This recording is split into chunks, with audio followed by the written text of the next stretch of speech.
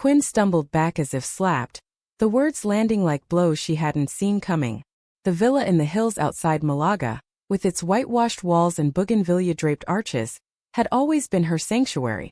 A place where the salty Mediterranean breeze whispered promises of endless summers. But now it felt like a cage snapping shut. She was 18, fresh out of high school in the American expatriate community that dotted the Costa del Sol, where her parents had fled the grind of Midwest winters for this sun-soaked dream. Her father, a quiet engineer from Chicago, had died 2 years earlier in a freak car accident on the winding roads to Gibraltar, leaving Elena to raise Quinn alone amid the expat barbecues and English-language book clubs that kept their little world feeling like a transplanted slice of the States. That afternoon, Quinn had mustered the courage after months of stolen glances and secret notes passed in the back of Señorita Alvarez's literature class. The girl was Sophia, a fiery local with olive skin and laughter like church bells, but it was the confession itself that mattered. The raw truth Quinn had buried under layers of cheerleading uniforms and forced smiles at her mother's endless church suppers.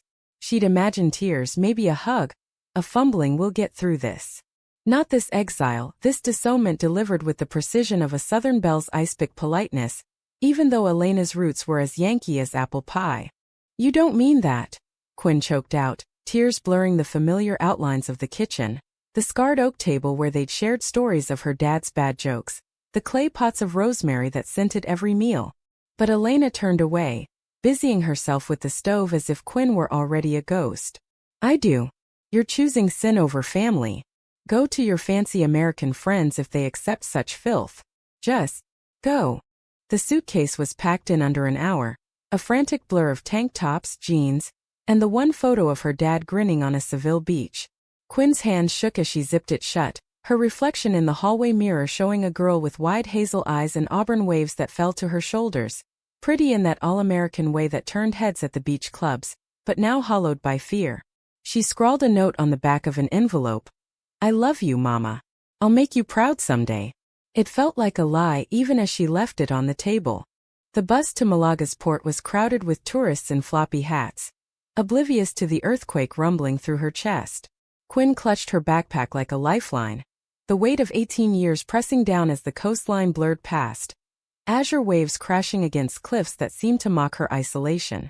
She'd always felt the pull of something different, a quiet ache when girls in her class giggled over boys, but naming it had never seemed possible until Sophia's kiss behind the school gym, tasting of stolen mints and possibility. Now that possibility was ashes. By nightfall, she was on a ferry to Tangier, the lights of Spain fading like a half-remembered dream. Morocco's chaos swallowed her whole, street vendors hawking spices, the call to prayer weaving through the air like smoke. She crashed in hostels, waitressed at expat cafes where Brits and Yanks swapped stories over mint tea, and slowly the wound scabbed over. Letters home went unanswered. Elena's silence was a wall thicker than the Atlas Mountains. Years blurred into a mosaic of reinvention. Quinn bounced to Lisbon, then Paris, chasing scholarships and odd jobs that kept her moving. In a rainy Berlin cafe at 22, she met Lena, a painter with tattooed arms and a laugh that thawed her guarded heart.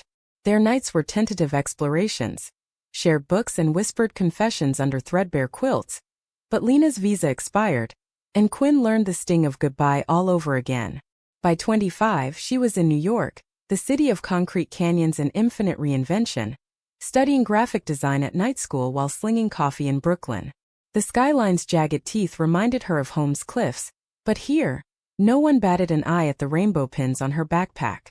It was in a cramped East Village bookstore that Reagan entered her life, like a plot twist in one of the dog-eared novels Quinn devoured.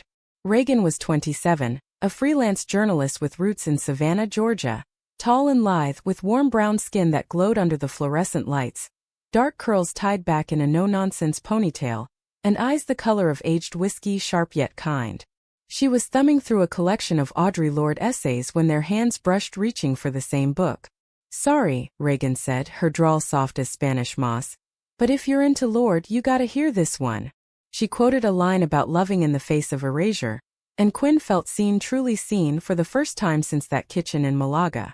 Their first date was falafel in Tompkins Square Park, rain pattering on the awning as they traded stories, Quinn's expat childhood laced with loss, Reagan's southern upbringing shadowed by a father's quiet bigotry. I came out at 16, Reagan confessed over shared hummus, her voice steady but laced with old hurt. Mama baked me a pie the next day. Said love's love, sugar, no matter the wrapping. Quinn envied that grace, her own mother's rejection a scar that itched in quiet moments. What bloomed between them was slow and deep, like roots cracking stone. Reagan's apartment in Bed-Stuy became their haven. Walls papered with clippings from her investigative pieces on queer rights in the South. A turntable spinning Nina Simone on lazy Sundays. Quinn designed logos for LGBTQ+ nonprofits, her work a quiet activism born of personal fire. They built a life. Weekend hikes in the Catskills where Reagan's hand in hers felt like anchoring. Holiday cards to Reagan's sprawling family, who welcomed Quinn with gumbo and bear hugs.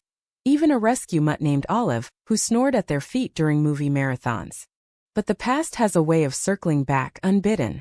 It started with a letter, forwarded from an old address in Malaga, a plain envelope with Elena's looping script. Your cousin Maria is getting married. The family misses you. Come home. Quinn stared at it for days, the paper crinkling in her fist. Home. The word tasted like salt and regret. Reagan found her on the fire escape one evening, knees drawn up, the city lights blurring through unshed tears. Babe, talk to me, Reagan murmured, sliding down beside her, their shoulders touching in that effortless way that still made Quinn's pulse stutter. It's Mama. She wants me there for a wedding. Like nothing happened. Quinn's voice was raw, the old wound splitting open. Reagan's hand found hers, thumb tracing circles on her knuckles. And what do you want? Quinn didn't answer right away. The truth was a tangle. Anger at the abandonment, grief for the mother she'd lost, a foolish spark of hope that time might have softened Elena's edges. I want to show her I'm not broken, that I built something real. Reagan pulled her close, chin resting on Quinn's head. Then we go. Together. Show her the whole damn beautiful mess. The decision settled like dust after a storm. They booked flights to Malaga, Reagan's first trip to Spain a mix of excitement and nerves, her Spanish limited to high school phrases and Duolingo streaks. As the plane descended over the glittering coast, Quinn's stomach knotted. The land below was unchanged.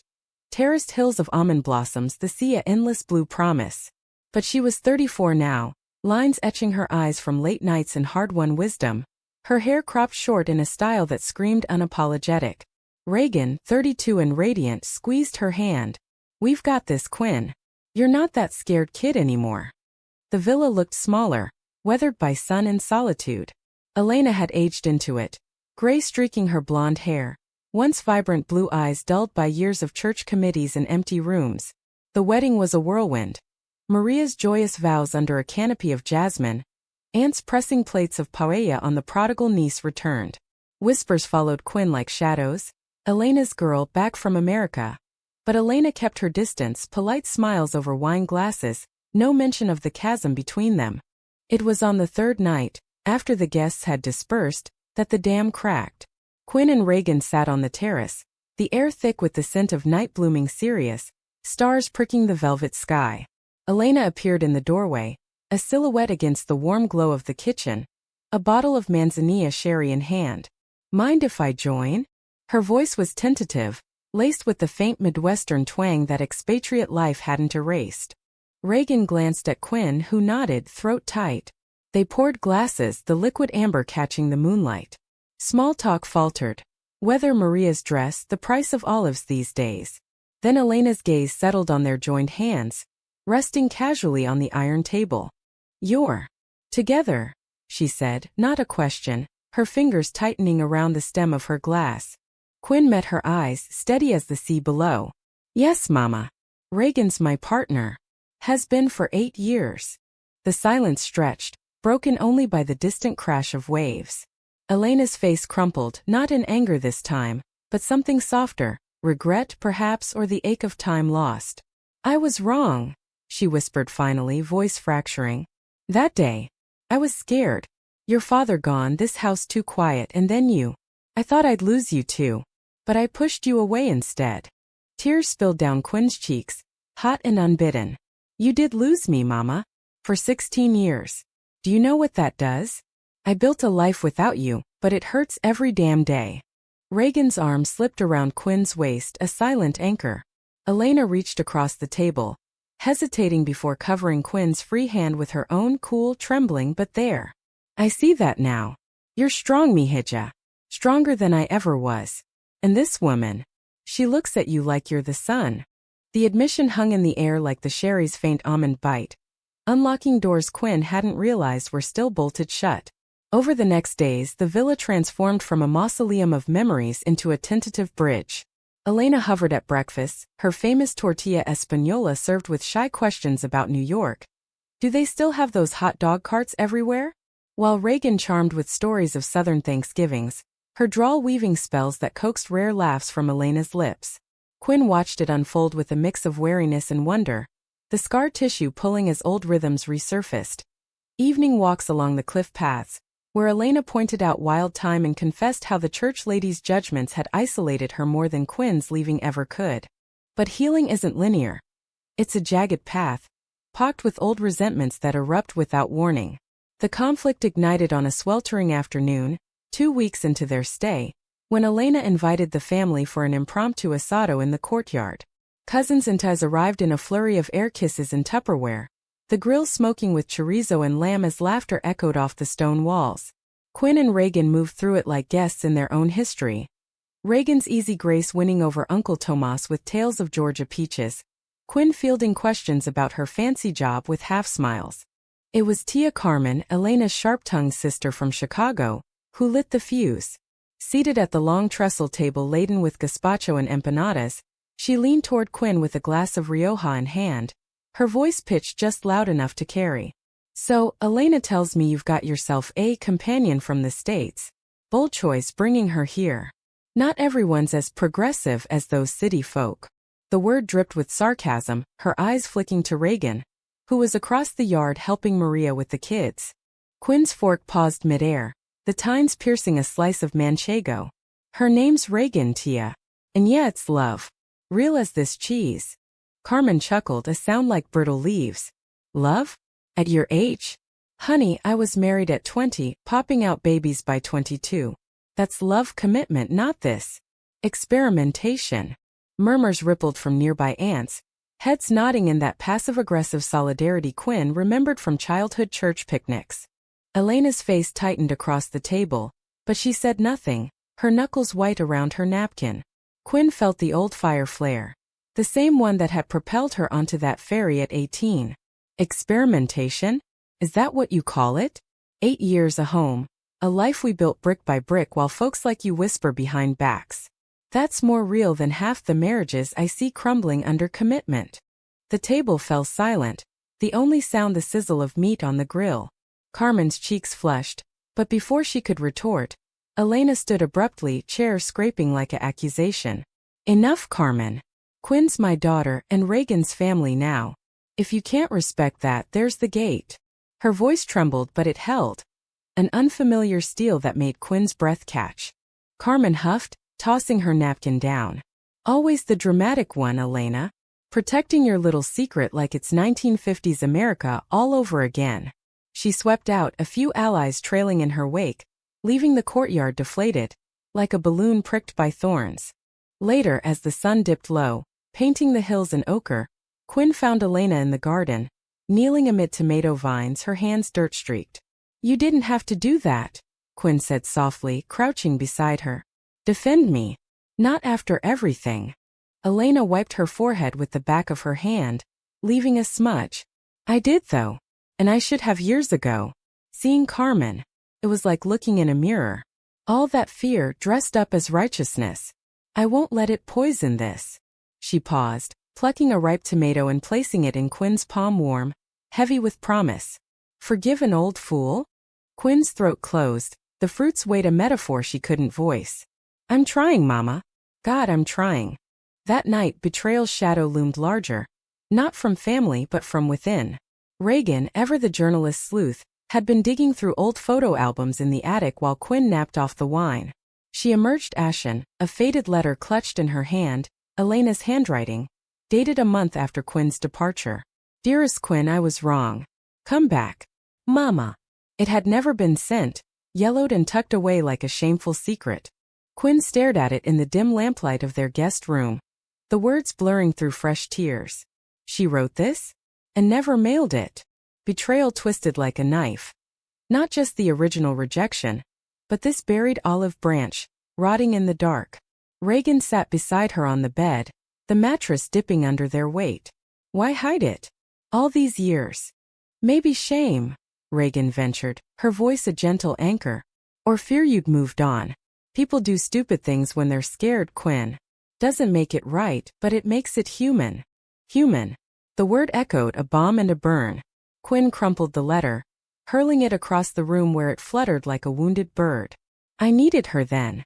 When I was lost scraping by in hostels wondering if I'd ever feel whole. And she just let me go.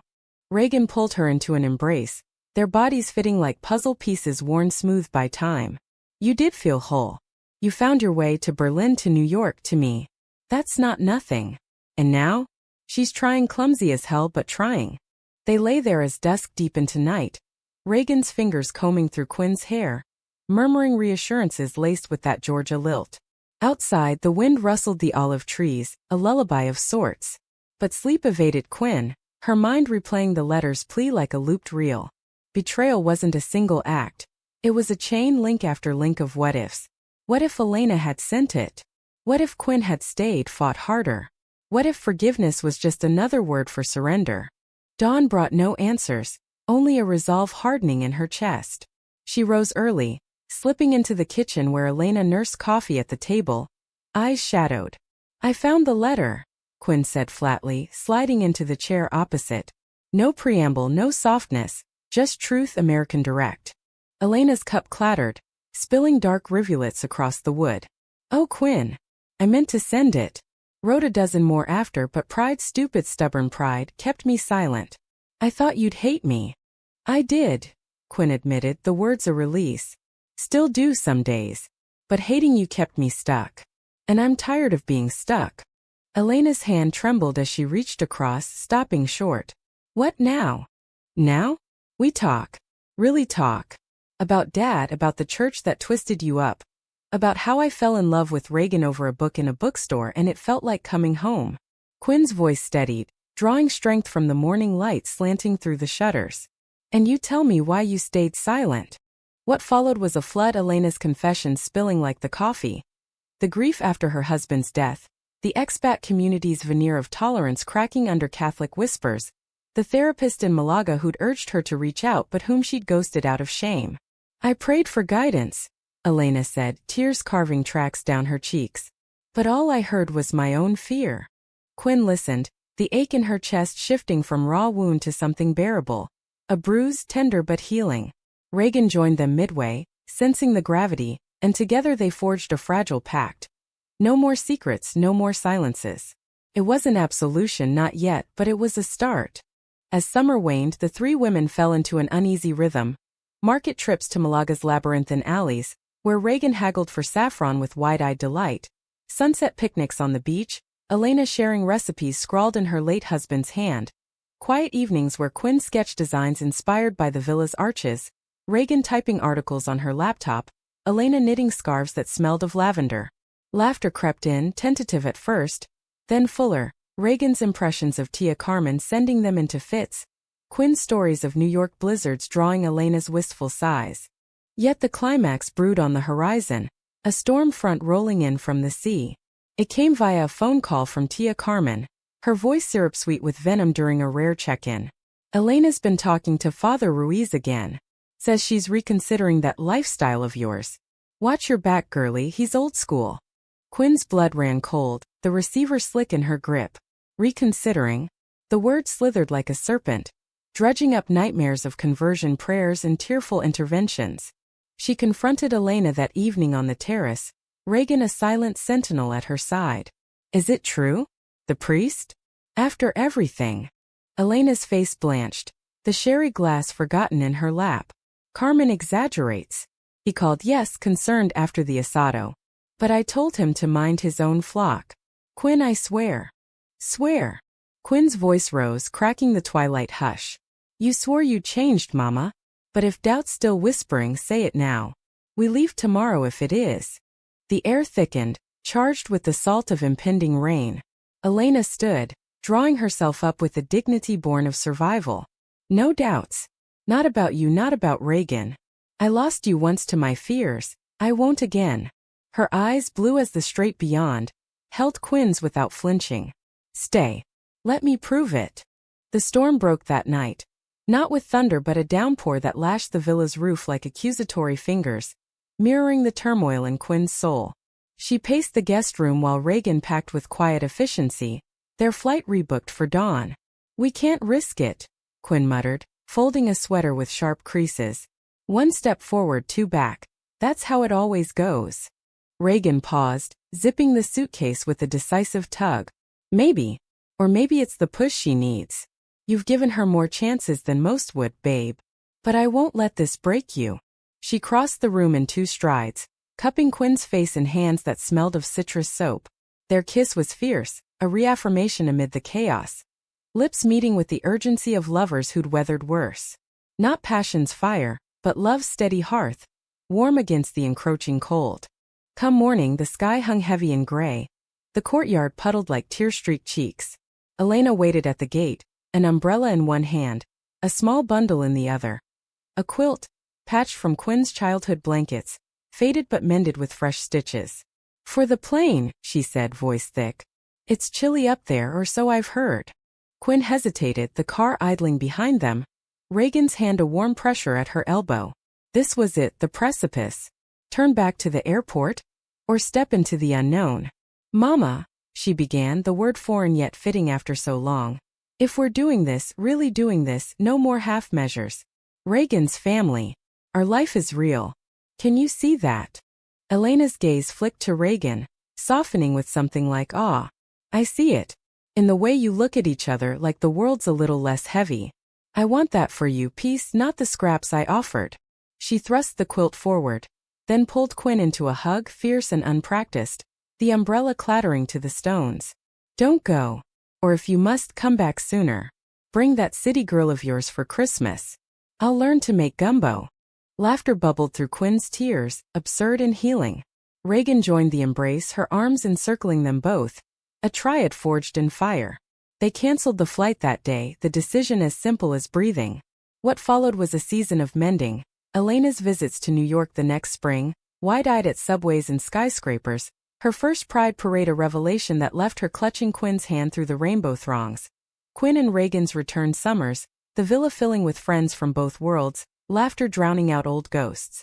But the true climax unfolded a year later, on a crisp October eve back in Bed-Stuy. Elena had flown in for their commitment ceremony. A small affair in Prospect Park, under maples ablaze with autumn fire. No priest, just a queer officiant with a guitar, vows exchanged amid falling leaves. Quinn, Reagan said, voice steady as she slipped a silver band onto Quinn's finger. You taught me home isn't a place, it's the person who sees your scars and loves the story they tell. And you, Quinn replied, her hazel eyes locked on whiskey brown, showed me love isn't despite the breaks but through them. Elena sat front row, handkerchief dabbing at eyes that shone with unshed pride. As they kissed, sealing promises to the universe, she rose quietly, slipping away to the park's edge. Quinn found her there later, staring at the Hudson's distant gleam. You okay, Mama? Elena turned, face etched with lines of joy and sorrow. More than okay. Seeing you. Whole. It's what your father always wanted. She paused, drawing a breath. I have something. From her purse she produced a small box. Inside, a pair of earrings, simple gold hoops that had been her wedding gift from Quinn's dad. For Reagan. Tell her. Welcome to the family. Quinn's breath hitched, the gesture a bridge across the chasm. She'll love them. We both do you. The ceremony's after-party spilled into their apartment, a potluck of southern fried chicken and Spanish tapas, Elena holding court with stories of Malaga mischief that had Reagan in stitches. As night deepened, guests departed in 2s and 3s, leaving the 3 women on the fire escape. City lights twinkling like conspirators below. All of the mutt snored at their feet, the quilt from Spain draped over knees. You know, Elena ventured, sherry glass in hand, a nod to that terrace night. I always dreamed of grandchildren. But watching you two. This is better. Fuller. Reagan leaned her head on Quinn's shoulder, curls mingling with auburn. Kids aren't off the table, Elena. Adoption, maybe. A little one with Quinn's stubborn streak and my bad puns. Elena's laugh rang out, pure and unfiltered, echoing into the urban canyon. I'd spoil them rotten. Teach him to swear in 3 languages. Quinn closed her eyes, the weight of years lifting like fog burned off by sun. Betrayal had carved her hollow once, but love, fierce, patient, unyielding, had filled the spaces. Not just Reagan's, though that was the foundation, but Elena's too, reclaimed through tears and time. Humanistic in its messiness, their story wasn't fairy tale neat. It was real, stitched from regrets and redemptions, a tapestry vibrant against the American grain of second chances. Months later, a letter arrived from Tia Carmen, stiff at first, then thawing into an invitation to Chicago for Thanksgiving. Bring the wife, it read, the word a quiet victory. Quinn framed it beside Elena's unsent missive, a diptych of what was and what could be. In the end, the return hadn't shocked Elena into silence, but into song. A hymn of amends, hummed softly as she rocked a future niece or nephew in the villa's sunlit nursery. Quinn and Reagan, hand in hand on the cliffs, watched the sea roll eternal, their love a horizon without end. Home wasn't lost. It had waited, patient as the tides, for the courage to claim it.